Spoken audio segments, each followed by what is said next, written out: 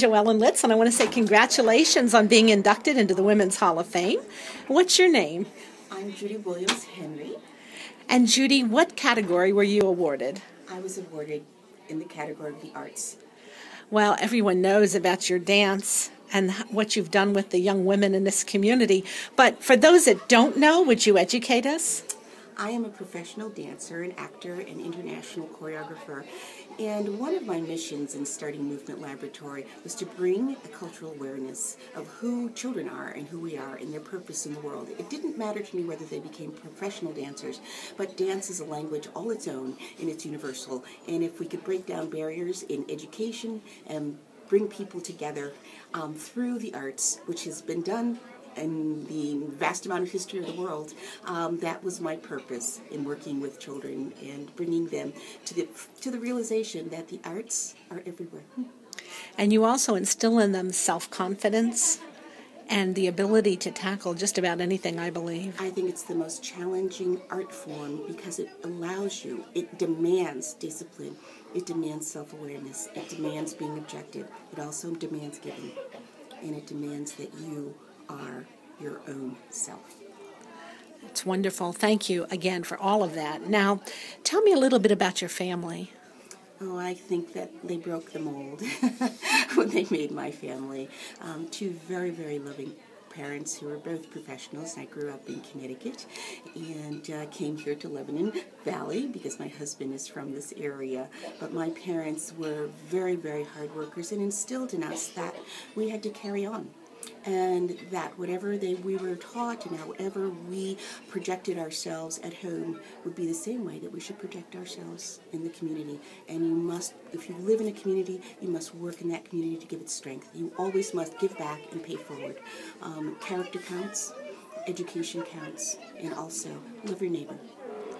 And your husband? Oh, my husband. Doug, I met Doug in Boston. I was going to Boston University, and he is an amazingly creative and hard worker and has done some very ingenious things with his company.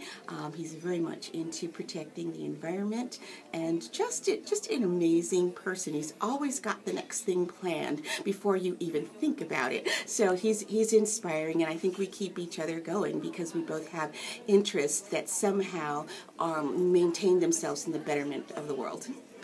What got you interested in dance? Oh, boy.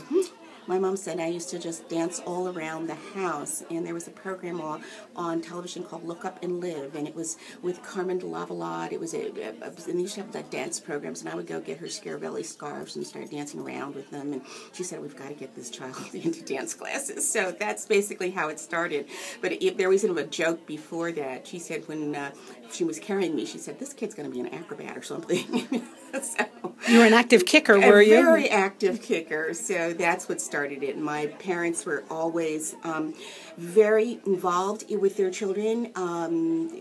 Whatever their interests were, they thought they put their children's interest above their own because they felt that this may become a career for them, or it is something that we brought them into this world and we must provide them some type of exploration for their talents and their gifts. So I was brought up in a very wonderful and loving family, and parents allowed us to do what we did best, recognizing that each one of us is different, but a very articulate family because we always talked. We always talked and discussed books and things like that. So we're a bunch of talkers in my family. My dad is 88, and he is just an amazing man. So I hope that I got those genes to be as amazing as he is and to be as loving as my mom. And can you tell me, what profession were your parents in? My mom was in science, and my dad worked for United Technologies. I was just curious because I raised a wonderful daughter. Now, let's see. How about what makes you tick? I think that there's so many things, but I think being a person of color, I think when I was becoming aware of the world, there were an awful lot of assassinations. Martin Luther King, Medgar Evers, watching those little girls on television getting hosed by dogs and things. And I said, what can I do? I'm not there's nothing I can do, but there is something I can do. And that's love your neighbor, use your art to promote cultural awareness. Because what people really fear is what they don't know. And I really felt that. I grew up in a situation where we were the only family of color in our town. I went to many schools, and I was the only person of color.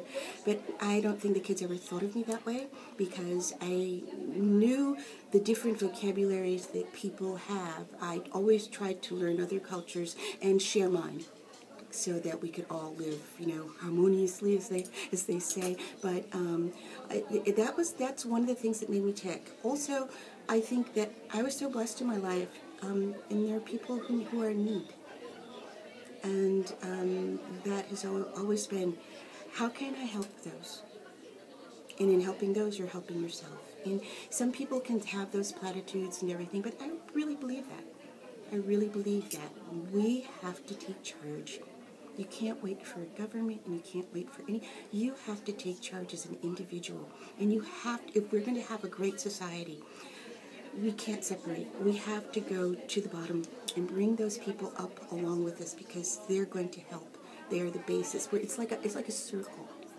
I just see human beings as a circle which never ever ends. It can have many orbits, but it never ends. And if we don't allow everyone in the circle, it never really forms. So that's kind of what makes me tick. And you also are very realizing deep. that it's a big universe.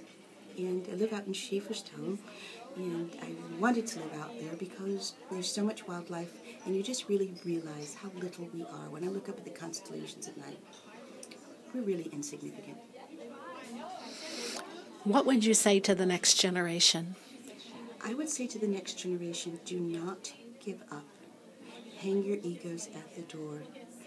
Get your hands sturdy and go out there and rebuild, rebuild, rebuild. Once you get satisfied with yourself, it's not going to go anywhere. We have to rebuild and join hands and rebuild and look into some person's eyes and say, those are my eyes. Thank you, Judy.